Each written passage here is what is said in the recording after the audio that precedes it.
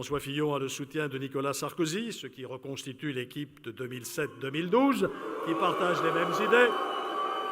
Nous en aurons besoin. J'observe que depuis quelques jours, d'ailleurs, les soutiens de l'extrême droite arrivent en force pour cette équipe. Campagne qui commence, bien sûr.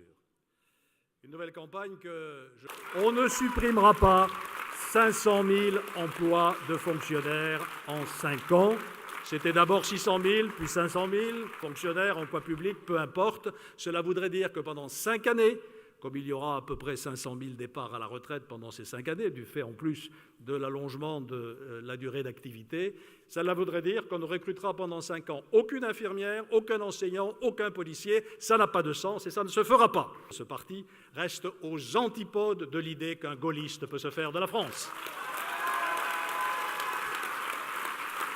Et bien entendu, si je suis élu président de la République, l'une des premières choses que je ferai, c'est de rencontrer M. Poutine. Et il faudra rassurer la Russie. On a commis des maladresses vis-à-vis de la Russie. On a donné le sentiment que l'OTAN voulait l'encercler. Non, il faudra bâtir avec la Russie un projet de sécurité collective pan-européenne, cela va de soi. Mais parler avec la Russie, ça n'est pas être béni oui-oui. C'est dire des vérités. Et moi, j'ai 3 vérités à dire à M. Poutine. Premièrement, on n'annexe pas un morceau de pays voisin en violation de toutes les règles internationales. C'est ce qu'il a fait sur la Crimée. Deuxièmement,